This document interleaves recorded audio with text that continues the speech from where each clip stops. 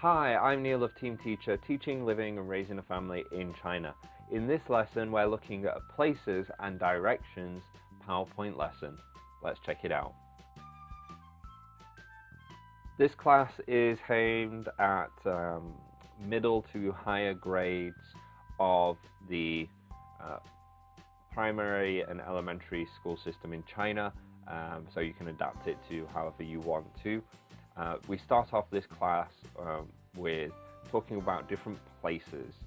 So we're going to look at a house or a home.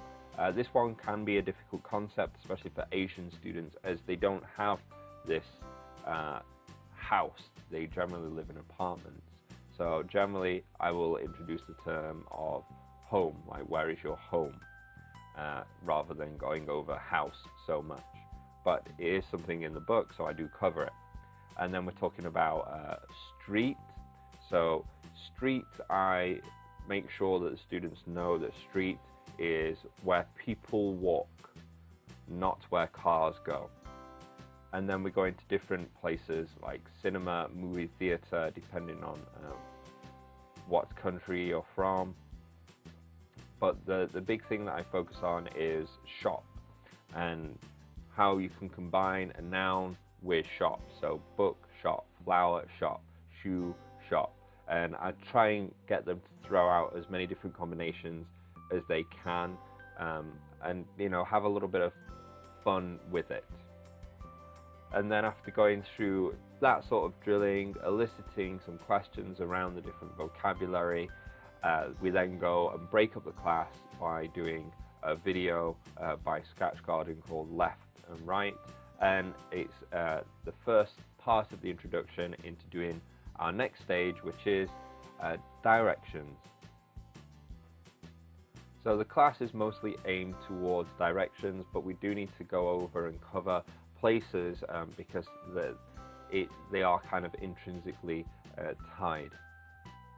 So we're doing drilling for walking straight, so I will actually probably have a lot of TPR with this, so I will have them walk straight in the class, and I've got animation that kind of shows how it works.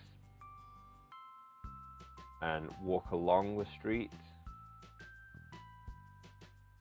turn left, turn right, and then we start to introduce the question. So how do I get to the supermarket? Walk straight. How do I get to the hospital? Walk along Sesame Street. So I point out that when I have a sign that says like a street name or something like that, that's when generally we'll use walk along. And when there's no sign, that's when we say walk straight. It's an easy way for them to remember and differentiate.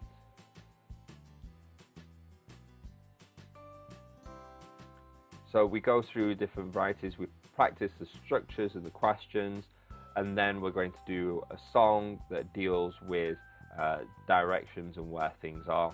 And then we're going back into a game where we're going to start practicing those directions that we've learnt. So how do I get to the park?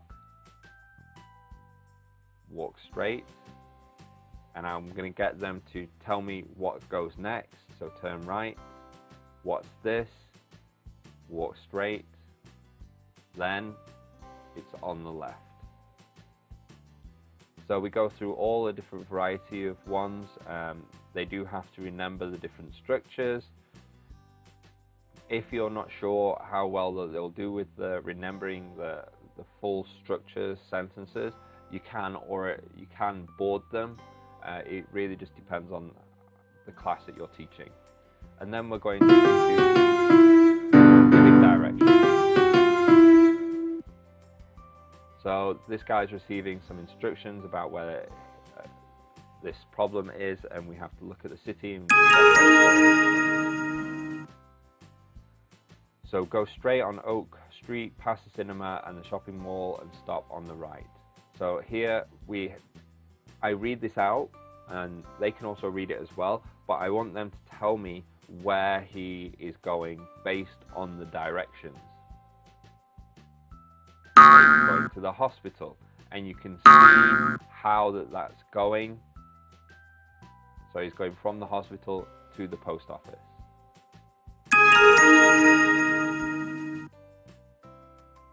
So from the hospital, following those directions, to the post office. And we've got a couple of different ones of those, and then we're going into another game which is giving directions. So there's a fire and we have to tell them which way to go. So here GPS says turn right, so we go right. Go straight on.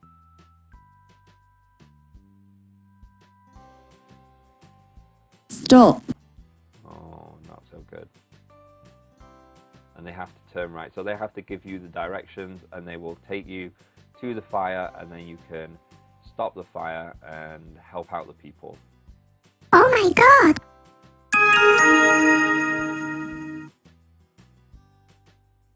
Now we have their own final directions game. So this one, I can put this up on the board and you can put students into groups. This is actually from their book, so you can just set them in groups and ask them to give directions to each other. So one student says, excuse me, how do I get to the school? And the other student has to give directions to get to the school.